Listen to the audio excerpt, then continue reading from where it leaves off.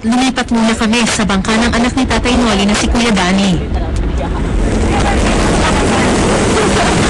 As mention na ng hapon, nandito pa rin tayo sa gitna ng dagat at kanina nga nasaksihan natin yung sobrang malalakas na alon. Ilang beses na kami pinasok sa loob ng bangka kanina. Pero kuya, nasa na ba tayong banda ngayon?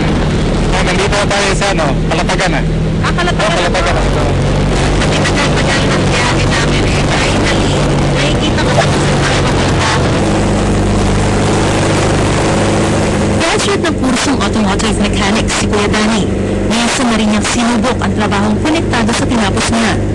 Pero tila ang kanyang tadhana ay nakakabit na sa dagat. Hindi niyo po naisip na yan ang gawin yung trabaho? Dati na trabaho natin.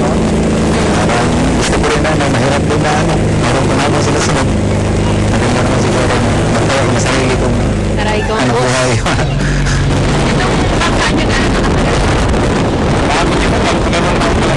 At wala pa po bang mga bangkang inulit? Yung sa kapatid ko, dati na lumupog dito.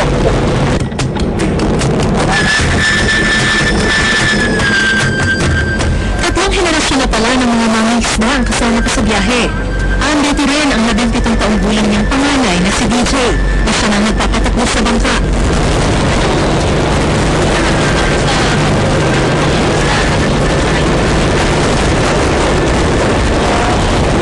Kaya gusto ko yung tumitingin ko ng mga isda. Maganda ko yung tingnan sa dagat. Basta. Pinakaayaw ang biyahe sa Yung ganito malakas. Kasi minsan umabot ng malalaking alon. Parang dapat lang. Nahinto sa pag-aaral si DJ ngayong taon dahil nasira ang makina ng kanilang bangka. Kaya't ang kanyang pangmatrikula sana sa pagpapagawa nito napunta. Engineering po.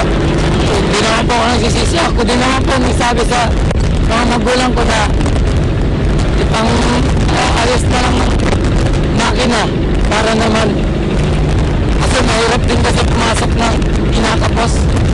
Gusto ko naman po makatapos para naman kasi ganito lang. Mahirap.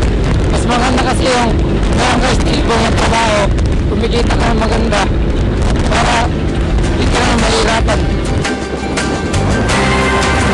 Nakalipas pa ang ilang oras, narating na rin namin ang aming destinasyon, ang Kalatagan, Batangas. Sa haba ng biyahe, di namin namalayan. 11 bayan pa lang aming nadaanan. Ay, Sokas! Nakakita na rin ako ng luman. Nagsimula tayong bumiyahe. Kagabi, 12 midnight. Almost 12 midnight. Tapos ngayon, alas 5 na ng hapon. So, 17 hours ng biyahe sa dagat.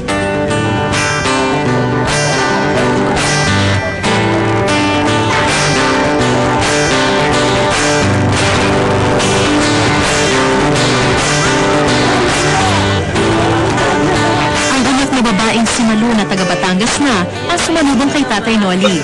Birthday. Birthday niya. Oo nga eh. May ulam kayo. May handa po.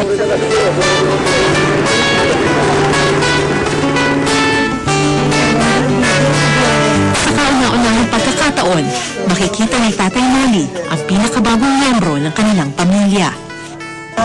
Paano mo yan? First baby. Ano pa naman? Marin. Kayang name niyang Marin. Pangalan ng papa at pangalan ng mom combination.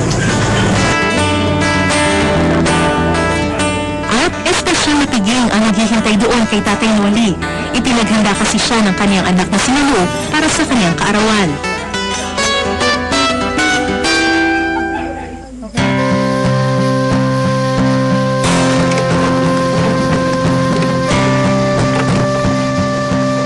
Nakakapagpahinga na rin sa wakas si Tatay Noli, pero hindi sa isang komportableng higaan, kundi sa bangkang itinuring na rin niyang pangalawang tahanan.